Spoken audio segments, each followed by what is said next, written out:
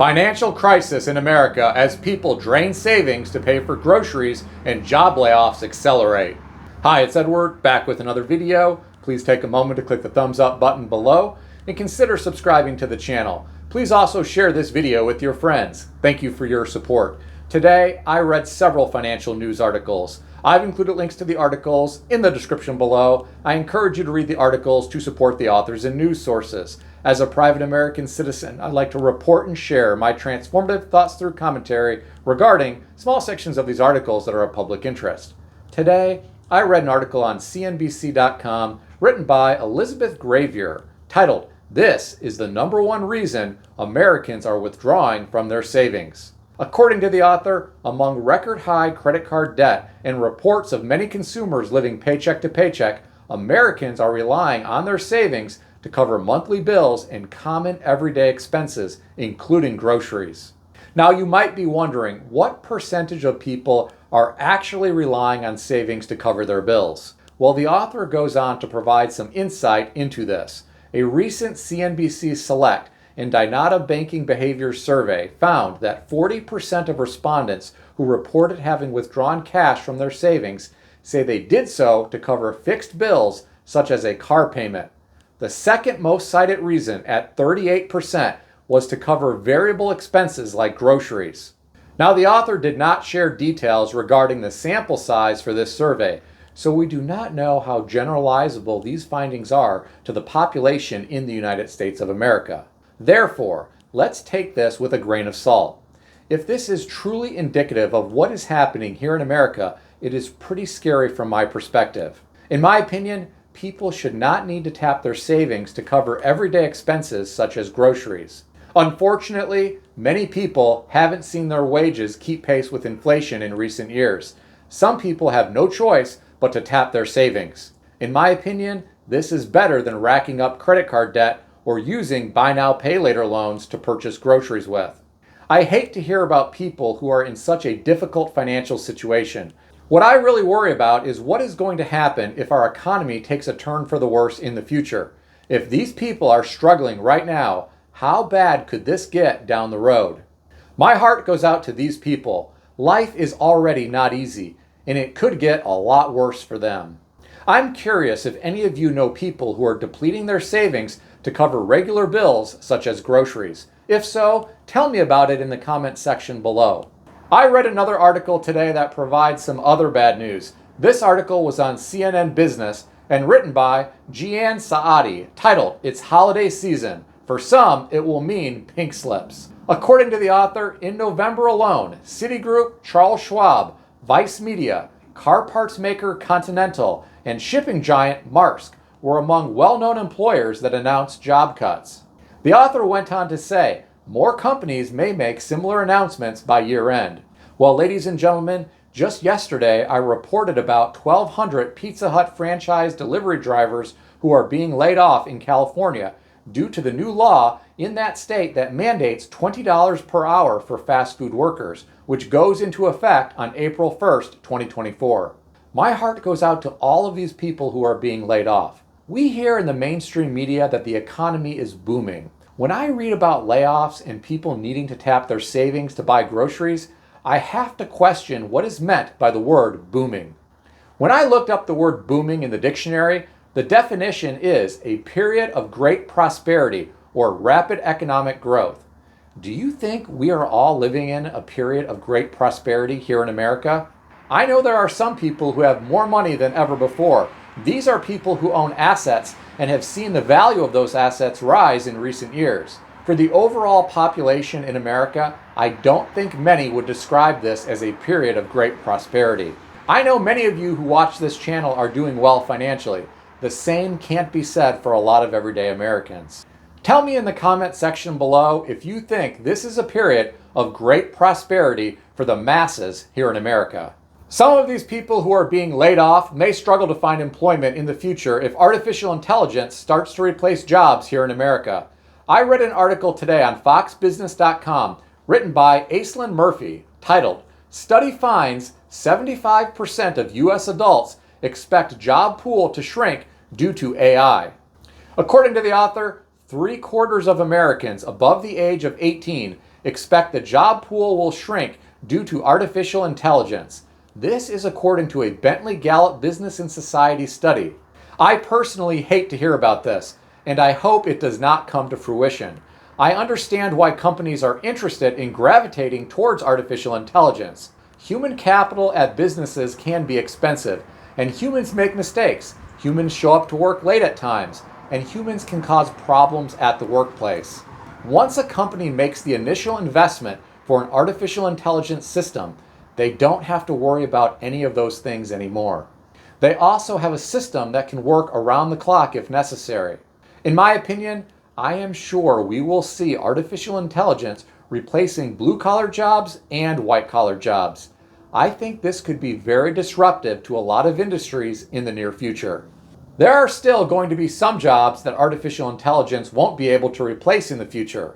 If you work at a company that has replaced human jobs with artificial intelligence, tell me about it in the comment section below.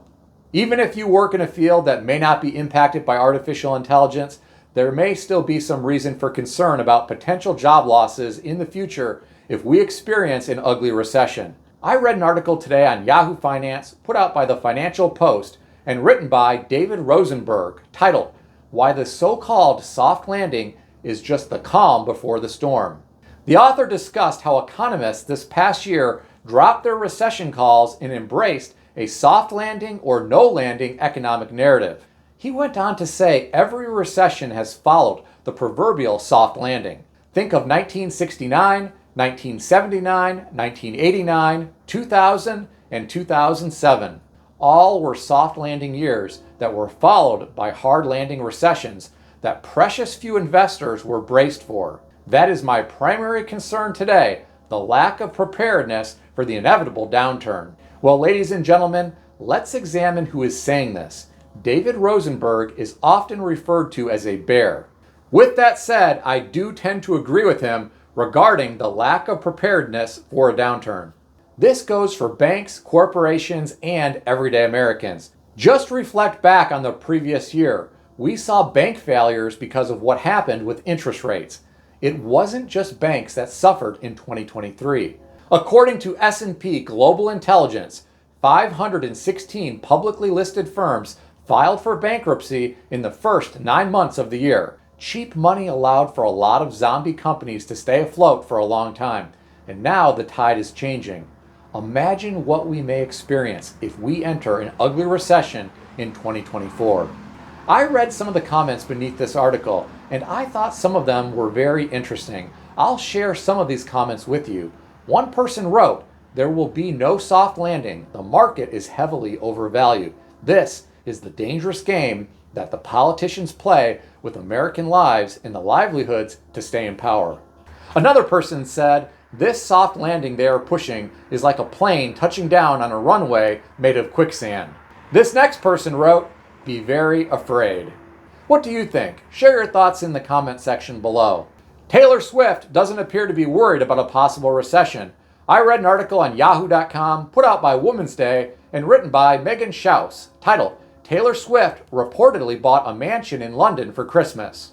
According to the author, Taylor Swift purchased a mansion in London for $12.8 million, and it comes with a swimming pool and an orangery. For those of you who don't know what an orangery is, it is a room or a building where fruit trees are protected during the winter. Think of it like a greenhouse for fruit trees. Well, it must be nice to be Taylor Swift. I hope she enjoys her new mansion. In my opinion, it would be pretty cool to be able to make fresh orange juice without ever having to go to the grocery store to purchase oranges. Another individual who doesn't need to worry about a recession is Steve Balmer.